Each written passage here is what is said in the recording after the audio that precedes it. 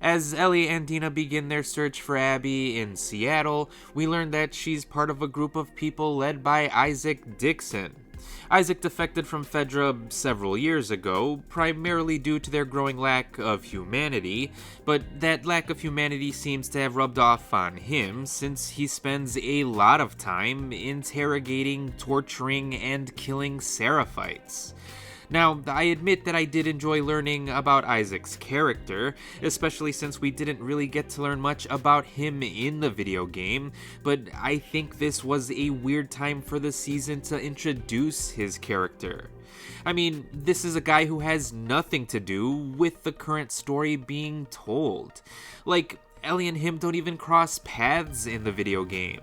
So it feels weird for the show to be introducing a secondary villain right now, when the audience is still rooting for Ellie to track down the first one.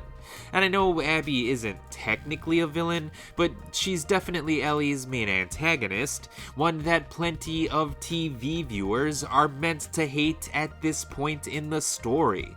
So I'm curious to know how TV audiences are responding to the lack of Abby's presence, especially since she seems to be taking a back seat to Isaac's introduction as a villain.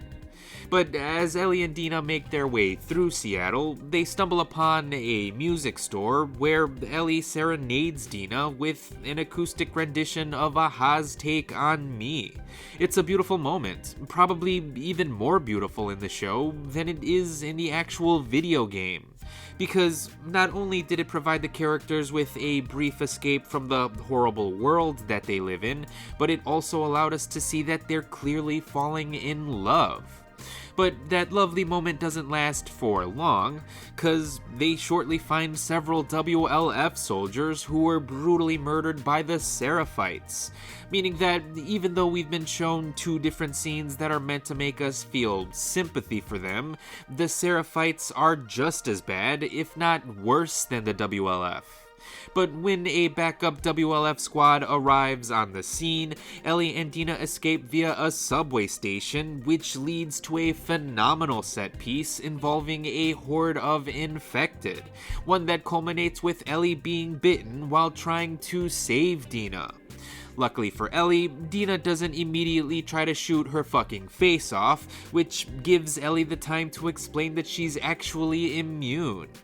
Dina doesn't believe her at first because why would she? But after some time passes, Dina realizes that Ellie is telling the truth, confesses that she is pregnant, and the two end up having sex. And I know that may sound weird, but I think it works well in context, given how vulnerable both Ellie and Dina were feeling in this moment.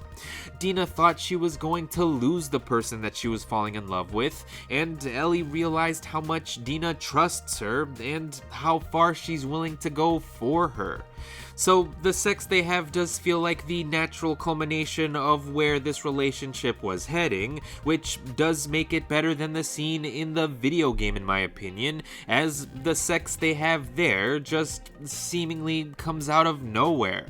So instead of Dina coming across as being flirtatious or promiscuous, she comes across as being loving and caring here, and that was a nice change in my opinion. Though, I have to admit that I was surprised by Ellie's reaction to the pregnancy, because while I'm glad that Ellie is actually experiencing happiness with Dina, happiness is not the emotion that Ellie should be feeling right now. This girl should have a rageful tunnel vision. I mean, I don't like that Ellie got upset with Dina at this point in the video game, but I understand why she did. She wants to find and kill Abby at any cost, no matter the expense. Announcing that a baby is on the way makes Dina something of a liability in her eyes. She has to be extra cautious or extra careful with Dina now, because she can't afford to risk losing her and the baby. But Ellie is blinded by hate. She doesn't want to think about caution or being careful. She just wants to get the job done. So it's weird to hear her playfully say, "I'm gonna be a daddy," because it proves that she knows that she does have something to look forward to in the future. And the very notion of being happy, moving forward, and having a future clashes with what The Last of Us Part 2 is actually all about. It doesn't feel like Ellie is on a revenge quest here. It feels like she could easily be snapped out of going to find Abby if she really wanted to. And that is not the way that I perceived Ellie when I was playing the video game. So while I did enjoy watching Ellie and Dina's relationship blossom, along with learning more about Isaac in general, I can't deny that I was a bit disappointed with the episode overall.